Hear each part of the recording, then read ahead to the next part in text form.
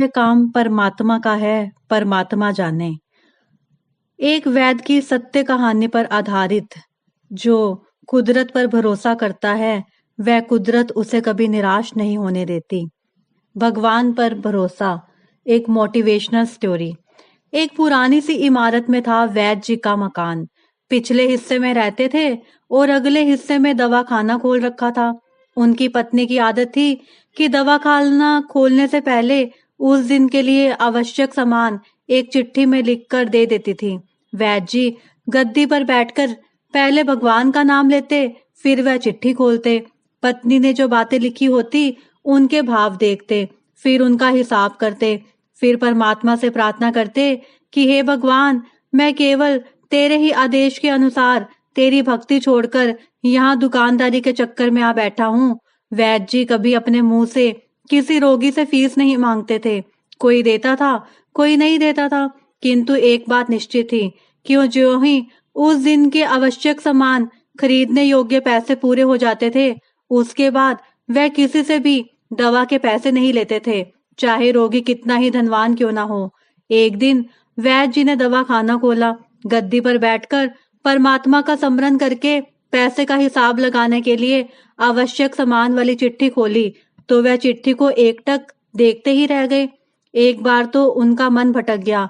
उन्हें अपनी आंखों के सामने तारे चमकते हुए नजर आए, किंतु शीघ्र ही उन्होंने अपनी तंत्रिकाओं पर नियंत्रण पा लिया। आटे, दाल, चावल आदि के बाद पत्नी ने लिखा था, बेटी का विवाह 20 तारीख को है, उसके दहेज का सामान। कुछ देर सोचते रहे, फिर बाकी चीजों की कीमत लिखने के बाद दहेज के सामने लिखा, यह काम परमात्मा का है, परमात्मा जाने। एक दो रोगी आए थे, उन्हें वैद्य जी दवाई दे रहे थे। इसी दौरान एक बड़ी सी कार उनके दवा खाने के सामने आकर रुकी। वैद्य जी ने कोई खास तवज्जो नहीं दी, क्योंकि कई कारों वाले उनके पास आते रहते थे। दोनों मरीज दवाई लेकर चले गए। वह सूटेड बूटेड साहब कार से बाहर निकले और नमस्ते करके बेंच पर बैठ गए। वैद्य जी ने कहा कि अगर आपको अपने लिए दवा लेनी है तो इधर स्टूल पर आएं, ताकि आपकी नाड़ी देख लूं, और अगर किसी रोगी की दवाई लेकर जाना है तो बीमारी की स्थिति का वर्णन करें।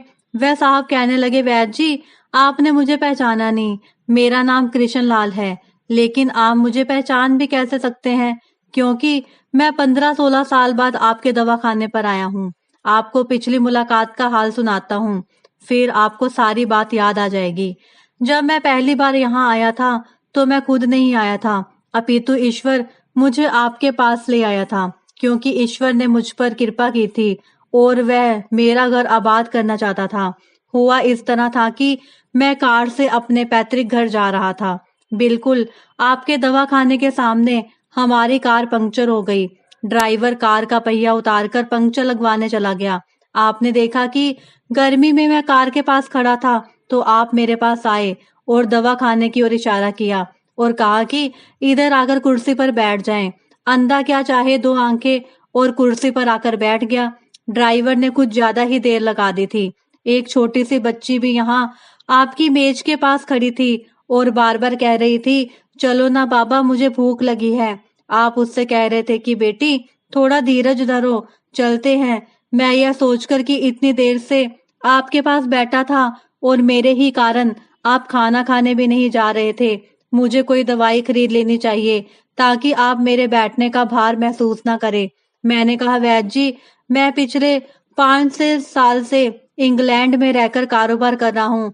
इंग्लैंड जाने से पहले मेरी शादी हो गई थी, लेकिन अब तक बच्चे के सुख से वंचित हूँ। यहाँ भी इलाज कराया और वहाँ इंग्लैंड में भी, लेकिन किस्मत ने निराशा के सिवा और कुछ नहीं दिया। आपने कहा था मेरे भाई, भगवान से निराश ना हो। याद रखो कि उसके कोष में किसी चीज की कोई कमी नहीं है। आस औलाद, धन इज्जत, सुख दुख, जीवन मृत्यु, सब कुछ उसी के हाथ में है। यह किसी वैद्य या डॉक्टर के हाथ में नहीं होता और ना ही किसी दवा में होता है। जो कुछ होना होता है वह सब भगवान के आदेश से होता है। औलाद देनी है तो उसी ने देनी है। मुझे याद है आप बातें करते जा रहे थे और साथ साथ पुड़िया भी बनाते जा रहे थे। सभी दवा आपने 2 भागों में विभाजित कर 2 अलग अलग लिफाफों में डाली थी और फिर मुझसे पूछकर आपने एक लिफाफे पर मेरा और दूसरे पर मेरी पत्नी का नाम लिखकर दवा उपयोग करने का तरीका बताया था। मैंने तब बेदिली से वह दवाई ले ली थी, क्योंकि मैं सिर्फ कुछ पैसे आपको देना चाहता था। लेकिन जब दवा लेने के बाद मैंने पैसे पूछे तो आपने कहा था, बस ठीक है। मैंने जोर डाला तो आपने कहा कि आज का खाता बंद हो गया है। मैंने कहा, मुझे आपकी बात समझ नहीं आई। इसी दौरान वहां एक और आदमी आया। उसने हमारी चर्चा सुनकर मुझे बताया कि खाता बंद होने का मतलब यह है कि आज के घरेलू खर्च के लिए जितनी राशि वैद्य जी ने भगवान से मांगी थी, वह ईश्वर ने उन्हें दे दी।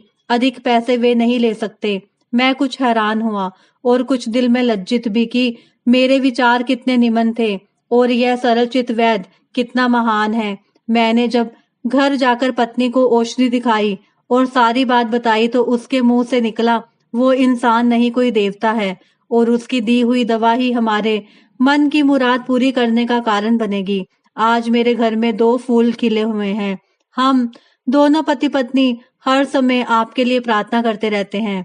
इतने साल तक कारोबार ने फुर्सत ही ना दी कि स्वयं आकर आपसे धन्यवाद के 2 शब्द ही कह जाता। इतने बरसों बाद आज भारत आया हूँ और कार केवल यहीं रोकी है। वैद्य जी, हमारा सारा परिवार इंग्लैंड में सेटल हो चुका है। मेरी केवल एक विधवा बहन अपनी बेटी के साथ भारत में रहती है।